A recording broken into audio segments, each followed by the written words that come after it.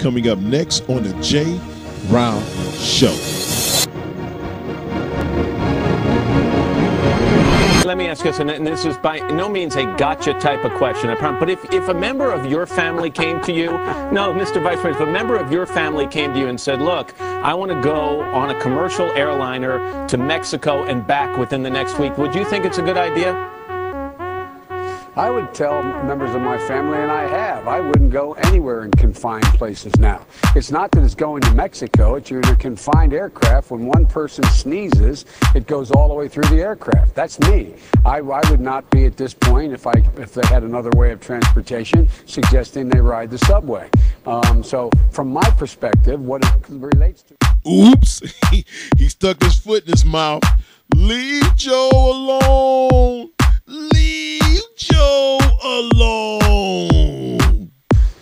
And today, after consulting with my auto task force, I can report that the necessary steps have been taken to give one of America's most storied automakers, Chrysler, a new lease on life. Pontiac, gone. Chrysler, in bankruptcy. What does this mean for the American car industry?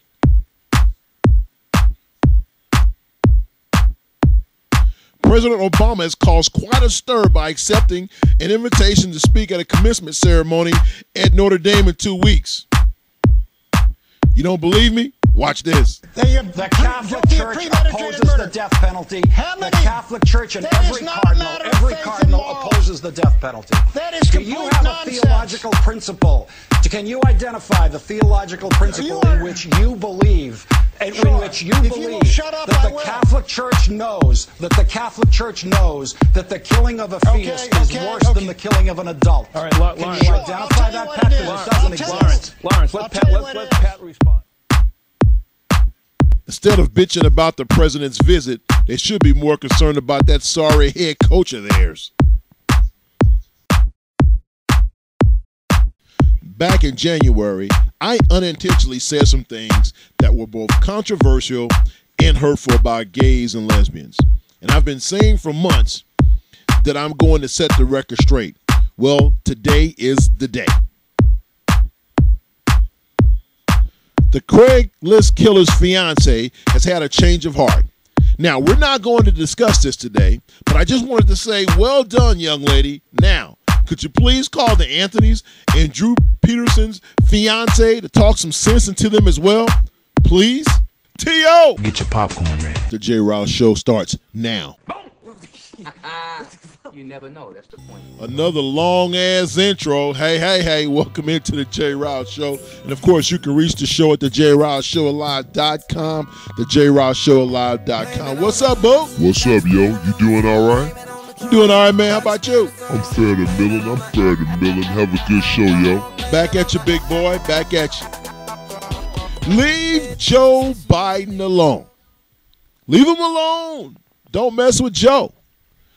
Of course, there's a big uprise about the comments that the vice president made earlier today on the Today Show. And, you know, listen, the guy, Matt Leinart, first of all, he says, well, wait a minute. This is not a gotcha question, Mr. President. Mr. Vice President. And Joe Biden started laughing because he said, okay, here we go. But listen, let Joe be Joe. Joe said what he felt. And the thing that I do not like is that all of a sudden, as soon as he made his comments, everyone, oh, he didn't mean to say that. What he meant to say was, if you were traveling to Mexico, no, he did not. He said what he wanted to say. Leave Joe Biden alone. Leave him alone. He's an everyday man's man. Let that guy speak his mind. You know, I guess the federal government must think we're dummies. You know, because all of a sudden they feel that they have to, someone speaks their mind. Like, for example, Joe Biden said, hey, don't get on the subways and all this other stuff. That all of us, all of a sudden, we're not going to do it because the vice president said not to do it. Now, I guess you can look at that two ways. You can say, well, wait a minute. Maybe he knows something that we don't know. Because, he does have a top secret security clearance. Or it could be some people like me saying, hey, you know what? It's the flu, okay? It may be a new type of flu, but it's the flu. You know, take precautions. Simple stuff. Wash your hands. Stop being nasty. Guys, scratching your ass and then eating a burger. Picking your nose and then shaking somebody's hands. Draining the lizard and don't wash your hands. You know, practice proper hygiene. You'll be okay. It's simple stuff. People wearing masks and all this stuff. I mean, look, now, hey, I'm not trying to make light of it. But, you know, once again, they say that, you know, statistics say that 26 or 35,000 people die a year from just the flu itself.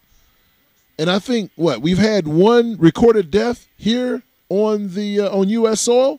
And that little kid, you know, that's horrible. I have a young kid, and I tell you, my sympathies goes out to the parents. I mean, wow, that has to hurt. But nevertheless, the young kid came from Mexico. And then you have these idiots that are talking about, you know, illegal immigration is the cause of this, and this is the reason why we should have, you know, monitor illegal immigration because, you know, stuff like this. Come on, folks. Are you kidding me? Get out of here. It's just ridiculous. But look, now they have a new name for the flu now. They're trying to, the H1, whatever it's called, they don't want you to call it the swine flu because what people don't realize is that swine, you know, means pork, which means Porky the Pig. And we can't have, you know, we already have a trade deficit with most countries. And now we're saying, you know what, guess what? The swine flu, if it's here on the North American continent, then, you know, other nations across the world saying, hey, look, we don't want swine. We don't want pigs from, you know, Mexico or the United States. Now, that's a problem. Hey, you know what? I've always wondered this, and this is an example of just thoughts. You know, you see on these Discovery Channels and stuff like this, you see these poor people, they're skinny as hell, they're eating dirt and chewing on tree limbs, but because of their religion, they don't eat the cows. And the cows are walking around fat and full while they are skinny as hell and starving. And they worship the cows, and the cows are, you know, I'm thinking, if that's me, you know, they be looking like, hey, brother Shihab J, how are you gaining weight, man? I'm eating leaves. I'm eating trees. You know, because me,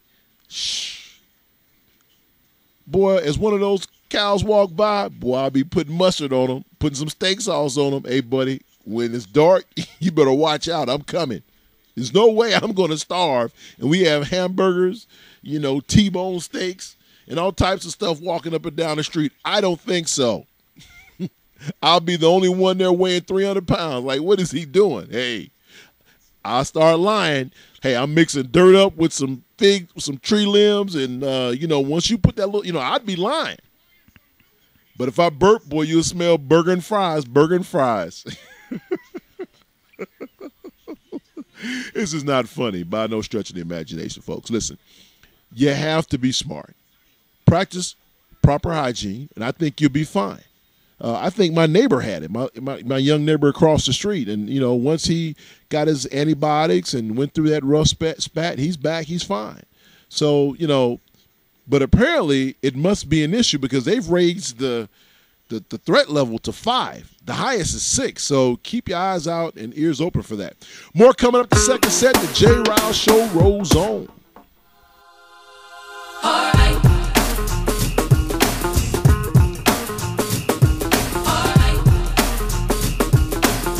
You gotta give me a second chance. All right.